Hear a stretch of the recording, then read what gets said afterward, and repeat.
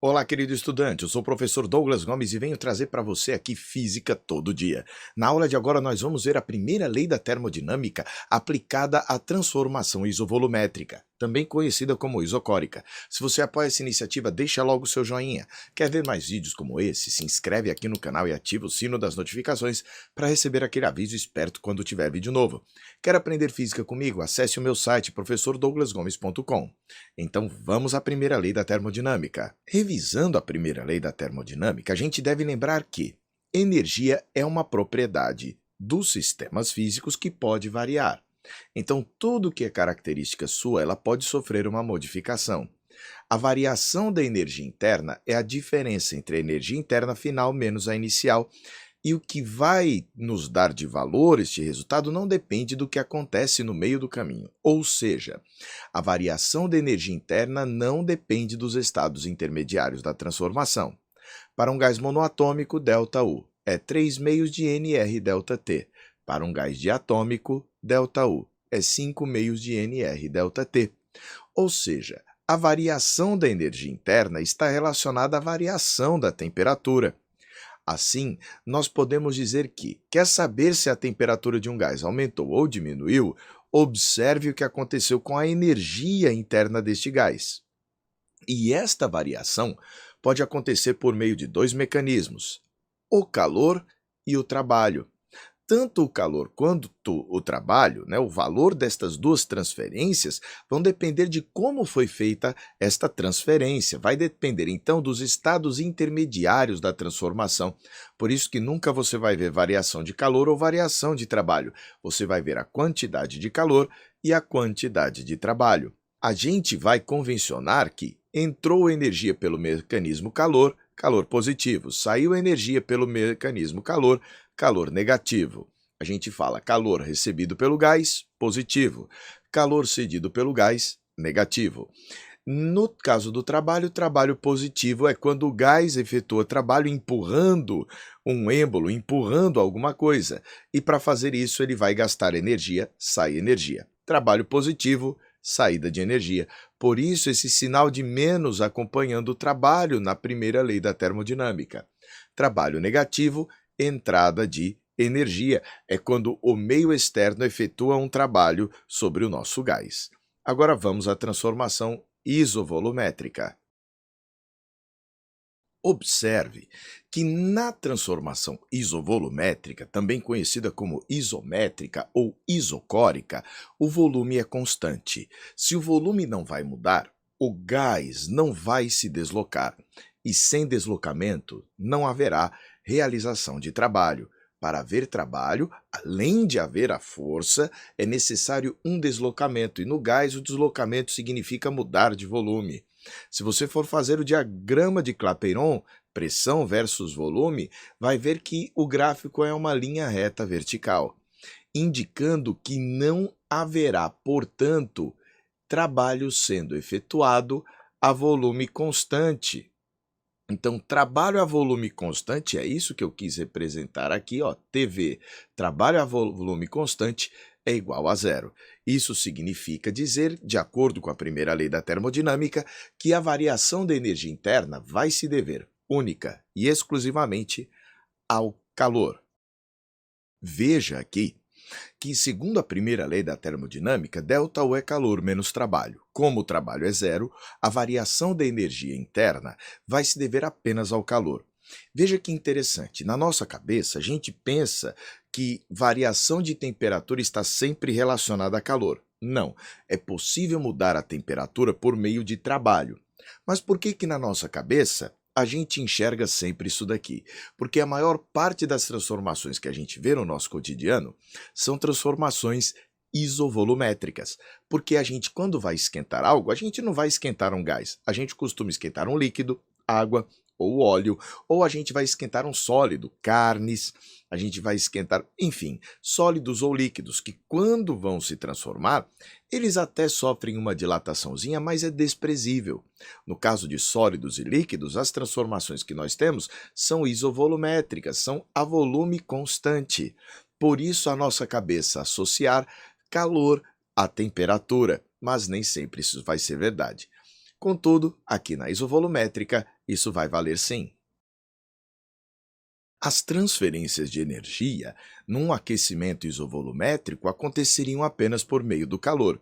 O calor que entra equivale à variação da energia interna, de tal maneira que entrou calor, esquentou. Se sair calor para a vizinhança, colocando aqui a vizinhança com alguma coisa a baixas temperaturas, a variação da energia interna será negativa e a temperatura vai reduzir. A partir disso, a gente pode dizer que nesta transformação o gás apresenta uma capacidade térmica, um calor específico. E é sobre isso que nós vamos falar agora.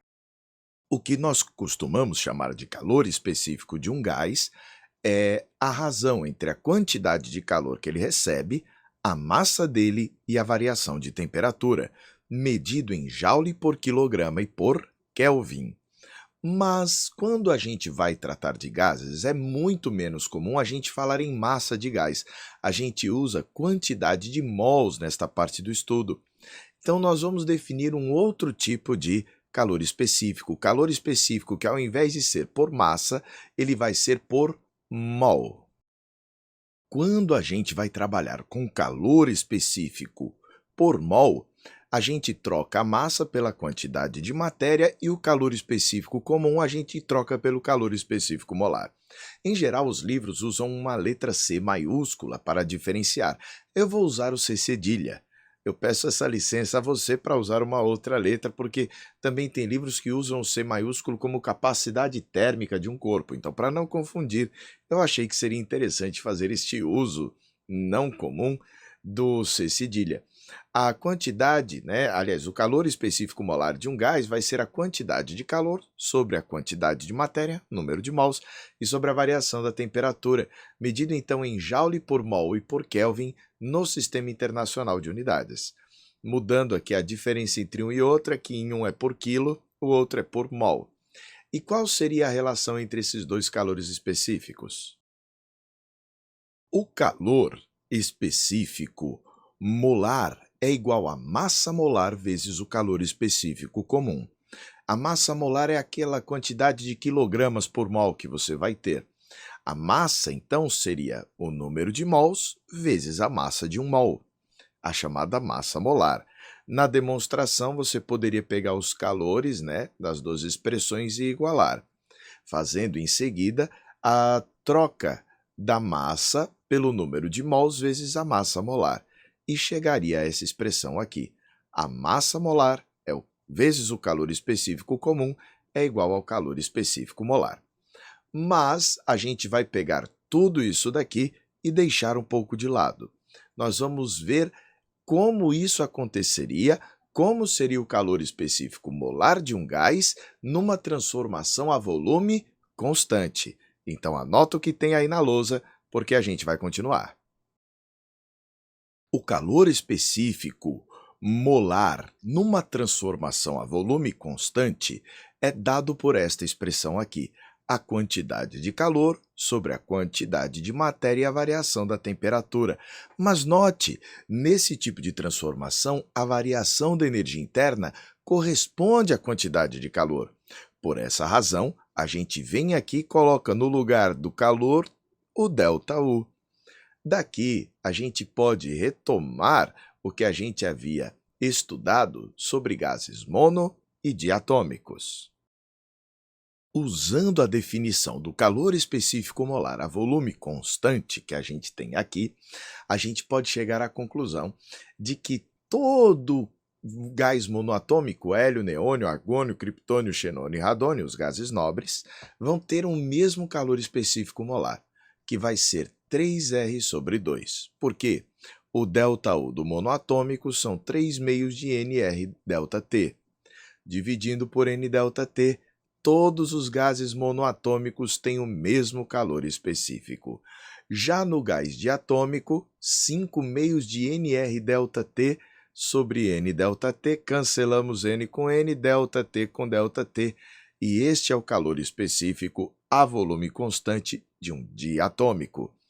Maior, não é? Isso quer dizer que se você quiser esquentar um gás por meio de calor a volume constante, você vai precisar de mais energia para esquentar o gás a volume constante diatômico, as partículas do ar, por exemplo, que são diatômicas, O2 e N2, do que se for um gás nobre, um gás monoatômico, porque quem tem maior calor específico é mais difícil de esquentar. Tudo bem?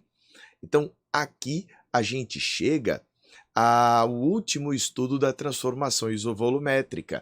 Douglas, e o que a gente viu aqui? A gente viu que na transformação isovolumétrica, a única maneira que a gente tem de provocar variação da energia interna é por meio do calor. Isso quer dizer que entrou o calor, aumenta a energia interna e a temperatura. Por consequência, sai o calor, diminui a energia interna e a temperatura por consequência, já que realização de trabalho não vai existir. Nós podemos, então, também definir um calor específico para essa transformação a volume constante, que está aqui. Calor específico molar não é calor sobre N ΔT, calor a volume constante sobre N ΔT, mas o calor aqui tem o mesmo valor da variação da energia interna, já que ele é o único mecanismo. Substituímos e chegamos a essas relações. Assim, terminamos o estudo da transformação isovolumétrica. Você gostou? Então deixe o seu joinha. Quer ver mais vídeos como esse? Se inscreva no canal e ative o sino das notificações para receber aquele aviso esperto quando tiver um vídeo novo. Quer aprender física comigo? Acesse o meu site, professordouglasgomes.com. Um forte abraço e até um próximo encontro.